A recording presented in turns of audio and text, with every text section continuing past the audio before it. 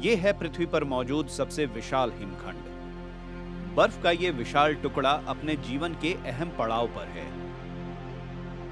ये अंटार्कटिक के दक्षिण जॉर्जिया द्वीप के पास पहुंचकर थम गया है।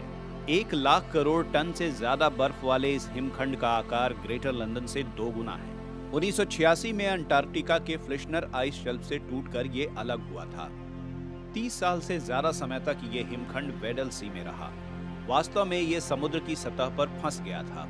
इसके बाद 2020 में समुद्री लहरों के साथ ये दक्षिणी सागर की तरफ बढ़ने लगा। अब ये अस्थायी रूप से दक्षिण जॉर्जिया के इलाके में है। यहाँ वैज्ञानिक लगातार इसके असर पर नजर रख रहे हैं।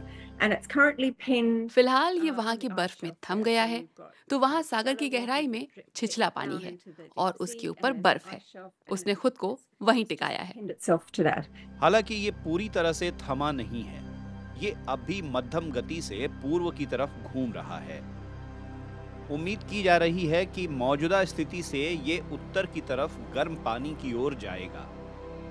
ब्रिटिश अटलांटिक सर्वे के रिसर्चरों का कहना है कि A23A भले ही अटक गया है, लेकिन जल्द ही इसका डूबा हुआ हिस्सा पिघल जाएगा और ये अपनी स्थिति बदल लेगा। मौजूदा रास्ता संभवतः इसे दक्षिण जॉर्जिया के आसपास ले जाएगा। ऐसी उम्मीद तो नहीं है कि ये दक्षिण जॉर्जिया से टकराएगा, तो इसलिए इस द्वीप पर प्रजनन करने वाले और यहाँ रहने वाले वन्य जीवों पर इसका असर नहीं होगा। इस विशाल हिमखंड ने वैज्ञानिकों को भी अभिभूत कर दिया है, न सिर्फ अपने आकार से बल्कि अपनी अलग अलग स्थितियों से। A23A कुछ समय के लिए टेलर कॉलम में भी फंस गया था।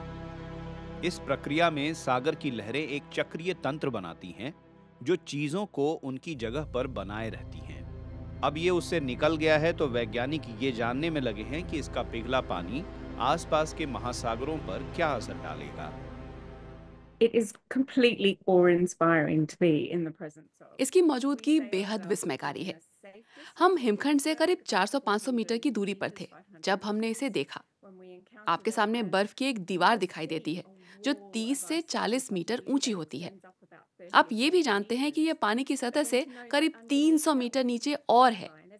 आप दाएं बाएं देखते हैं, जहां तक आपकी नजरें देख सकती हैं, सिर्फ बर्फ की दीवार नजर आती है।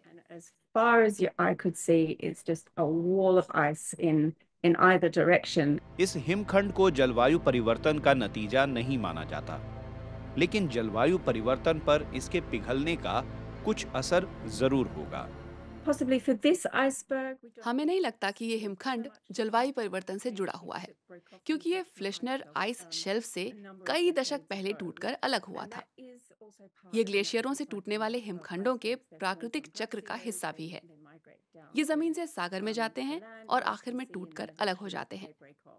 हालांकि इस इलाके से गुजरने वाले हिमखंड बढ़ते जा रहे हैं और इसे हिमखंडों की गली कहा जाने लगा है। जलवायु के गर्म होते रहने से शायद हम ऐसी घटनाएं आने वाले समय में और देखेंगे। जलवायु परिवर्तन में तेजी आने के साथ बर्फ पिघल रही है और सागर में जाने वाले ताजे पानी की मात्रा बढ़ती जा रही है। इसका असर महासागरों के प्रवाह पर होगा और दुनिया भर में मौसम के चक्र में बदलाव आएगा। A23A जैसे विशाल हिमखंडों को समझने से जलवायु में लंबे समय में होने वाले परिवर्तनों का अंदाजा लगाया जा सकेगा।